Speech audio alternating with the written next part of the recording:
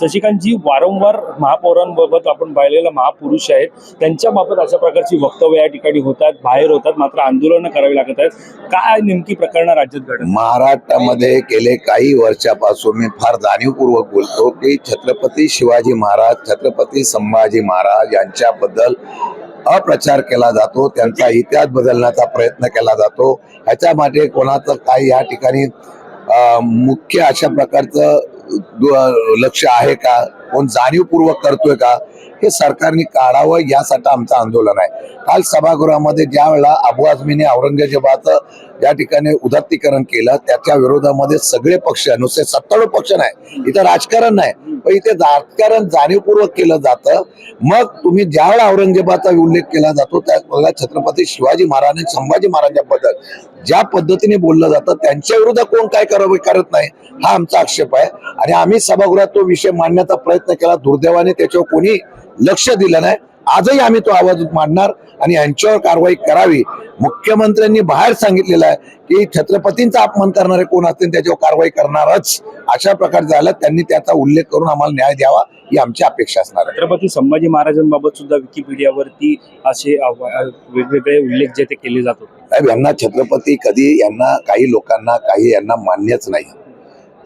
म्हणून छावा चित्रपट प्रदर्शित झाल्यानंतर सावंतांना ज्या पद्धतीने आक्षेपार्ह बोललं जातं, ज्या पद्धतीने त्यांना भावना व्यक्त करण्याची प्रवृत्ती असते, ती प्रवृत्ती बघितली तर त्यांना हे सहनच होत नाही. त्यामुळे मला वाटतं की या संदर्भामध्ये कोणी सरकारने पाठीशी घालू नये, नाही तर सरकार फक्त छत्रपतींचा उल्लेख भाषणापुरतं करते असा संदेश महाराष्ट्रामध्ये जाईल. कोरटकर सोलापूर हे सध्या ताजं उदाहरण आहे, मात्र तुम्ही कोश्यारींचा सुद्धा उल्लेख आंदोलनाच्या दरम्यान केला. 100% आहे. कोश्यारींपासून सुरू आहे, महात्मा ज्योतिबा फुलेंपासून छत्रपती शिवाजी, आमच्या महापुरुषांचा डॉक्टर बाबासाहेब आंबेडकरांच्या बाबतीमध्ये सुद्धा आक्षेपार्ह ज्यावेळेला हे बोललं जातं, ह्या लोकांचं धाडस कसं होतं, सत्तेमध्ये असणारे मोठमोठ्या पदावर असणारी मंडळी, विरोधी पक्ष काय करत नाही. एखादा विरोधी पक्षाने बोललं की लगेच त्याच्यावर कारवाई करण्याचा सरकार संकेत करतं, पण जे बोलतात त्यांच्यावर कारवाई होत नाही. हाच फरक आम्हाला दाखवायचा आहे. खरा इतिहास जो बदलतोय त्यांच्यावर कारवाई व्हावी. शेवटचा प्रश्न, अबू आझमींनी जे वक्तव्य केलं होतं त्याच्यानंतर ते प्रकरण दाबण्यासाठी धनंजय मुंडेंचा काल राजीनामा घेतला असं सुद्धा म्हटलं जातंय. यामध्ये किती तथ्य तुम्हाला कळलं? नाही, याच्यामध्ये आणि त्या माझ्याचा कुठला संबंध येत नाही. आम्ही ते प्रकरण लावून धरणार, आजही विधान परिषदेमध्ये ते प्रकरण लावून धरणार. जोपर्यंत छत्रपतींचा न्याय होत नाही तोपर्यंत आम्ही हे प्रकरण, महाराष्ट्र हा छत्रपतीचा कोणाच्या बापाचा नाही, तो महाराष्ट्रामध्ये त्या प्रकारचा आम्हाला आम्ही सहन करून घेणार नाही. शशिकांतजी वारंवार महापौरांबाबत आपण पाहिलेला महापुरुष आहेत, त्यांच्याबाबत अशा प्रकारची वक्तव्य या ठिकाणी होतात, बाहेर होतात, मात्र आंदोलनं करावी लागत आहेत.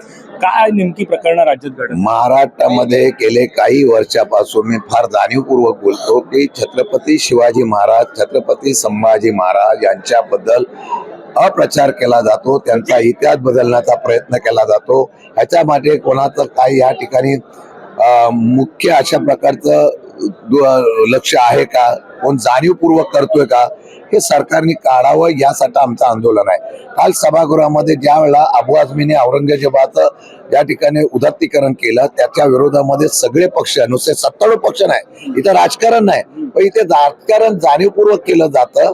मग तुम्ही ज्या वेळेला औरंगजेबाचा उल्लेख केला जातो त्यावेळेला छत्रपती शिवाजी महाराज आणि संभाजी महाराजांबद्दल ज्या पद्धतीने बोललं जातं त्यांच्या विरोधात कोण काय करत नाही, हा आमचा आक्षेप आहे. आणि आम्ही सभागृहात तो विषय मांडण्याचा प्रयत्न केला, दुर्दैवाने त्याच्यावर कोणी लक्ष दिलं नाही. आजही आम्ही तो आवाज मांडणार आणि यांच्यावर कारवाई करावी. मुख्यमंत्र्यांनी बाहेर सांगितलेलं आहे की छत्रपतींचा अपमान करणारे कोण असतील त्याच्यावर कारवाई करणारच.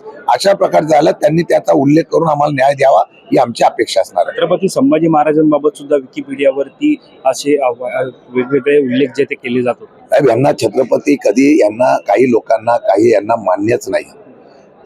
म्हणून छावा चित्रपट प्रदर्शित झाल्यानंतर सावंतांना ज्या पद्धतीने आक्षेपार्ह बोललं जातं, ज्या पद्धतीने त्यांना भावना व्यक्त करण्याची प्रवृत्ती असते, ती प्रवृत्ती बघितली तर त्यांना हे सहनच होत नाही. त्यामुळे मला वाटतं की या संदर्भामध्ये कोणी सरकारने पाठीशी घालू नये, नाही तर सरकार फक्त छत्रपतींचा उल्लेख भाषणापुरतं करते असा संदेश महाराष्ट्रामध्ये जाईल. कोरटकर सोलापूर हे सध्या ताजं उदाहरण आहे, मात्र तुम्ही कोश्यारींचा सुद्धा उल्लेख आंदोलनाच्या दरम्यान केला. 100% आहे. कोश्यारींपासून सुरू आहे, महात्मा ज्योतिबा फुलेंपासून छत्रपती शिवाजी, आमच्या महापुरुषांचा डॉक्टर बाबासाहेब आंबेडकरांच्या बाबतीमध्ये सुद्धा आक्षेपार्ह ज्यावेळेला हे बोललं जातं, ह्या लोकांचं धाडस कसं होतं, सत्तेमध्ये असणारे व मोठमोठ्या पदावर असणारी मंडळी विरोधी पक्ष काय करत नाही. एखादा विरोधी पक्षाने बोललं की लगेच त्याच्यावर कारवाई करण्याचा सरकार संकेत करतं, पण जे बोलतात त्यांच्यावर कारवाई होत नाही. हाच फरक आम्हाला दाखवायचा आहे. खरा इतिहास जो बदलतोय त्यांच्यावर कारवाई व्हावी. शेवटचा प्रश्न, अबू आझमींनी जे वक्तव्य केलं होतं त्याच्यानंतर ते प्रकरण दाबण्यासाठी धनंजय मुंडेंचा काल राजीनामा घेतला असं सुद्धा म्हटलं जात आहे. यामध्ये किती तथ्य तुम्हाला कळलं? नाही, याच्यामध्ये आणि त्या माझ्याचा कुठला संबंध येत नाही. आम्ही ते प्रकरण लावून धरणार. आजही विधान परिषदेमध्ये ते प्रकरण लावून धरणार. जोपर्यंत छत्रपतींचा न्याय होत नाही तोपर्यंत आम्ही हे प्रकरण, महाराष्ट्र हा छत्रपतीचा कोणाच्या बापाचा नाही, तो महाराष्ट्रामध्ये त्या प्रकारचा आम्हाला आम्ही सहन करून घेणार नाही. धन्यवाद आमच्याशी बातचीत केल्याबद्दल. कॅमेरा पर्सन अवधेश कोरीसह मी वैभव पाटील, मुंबई.